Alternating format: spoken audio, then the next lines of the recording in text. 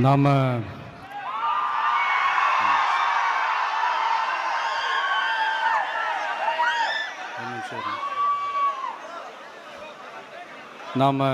அரசியலுக்கு வந்ததிலிருந்தே நம்மளை பற்றி நிறையா சில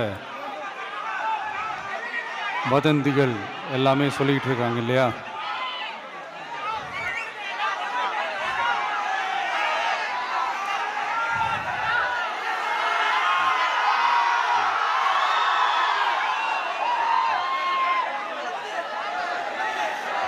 ஒரு சின்ன விஷயம் நான் சொல்லிட்டு போயிடுறேன், கொஞ்சம் சைலண்ட்டாக இருங்க ப்ளீஸ்.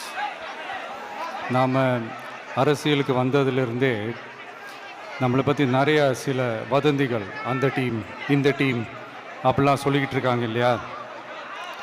ஆனால் இவர் எந்த டீமும் கிடையாது, மக்களுடைய டீம், பீப்புள்ஸ் டீம் அப்படின்னு எல்லாருக்கும் தெரிஞ்சதுக்கப்புறம் வேற என்ன அவதூறு பரப்பலாம் இவர் மேலே அப்படின்ட்டு ட்ரை பண்ணி எல்லாமே அவங்களுக்கு ஒர்க் அவுட் ஆகலை. ஸோ கடைசியில் என்ன தான் இந்த விஜயை பண்ணலாம் அப்படின்னு நினைக்கும் போது தான் இந்த கூட்டணி அந்த கூட்டணிலாம் சேர போகிறாரு அப்படின்ட்டு ஒரு பொய்யான ஒரு பிரச்சாரத்தை பண்ணிக்கிட்டு இருந்தாங்க. இந்த நியூஸ் எல்லாம் கேட்டு நீங்கள் கொஞ்சம் கன்ஃபியூஸ் ஆகிருப்பீங்க. அதனால் இங்கே மறுபடியும் ஓப்பனாக தெளிவாக ஒரு விஷயத்தை நான் சொல்கிறேன்.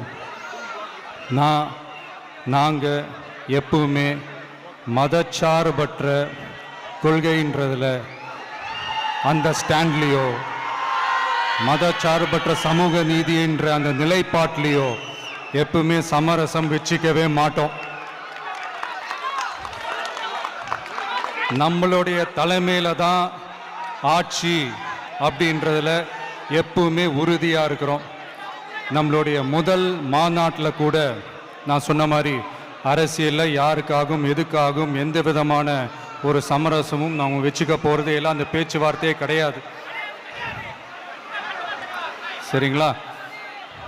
அதனால் யார் என்ன அவதூறு பரப்புனாலும் தயவு செஞ்சு அதை நம்பாதீங்க. எல்லாம் வல்ல இறைவனின் அருளால் நாம் நினைச்ச டார்கெட்டை நம்மளால நிச்சயமா அடைய முடியும். இன்னைக்கு என்னுடைய இஸ்லாமிய சகோதர சகோதரிகளுக்கு என்னுடைய ரமலான் நல்வாழ்த்துக்கள். கான்ஃபிடென்ட்டா இருங்க, நல்லதே நடக்கும், வெற்றி நிச்சயம்.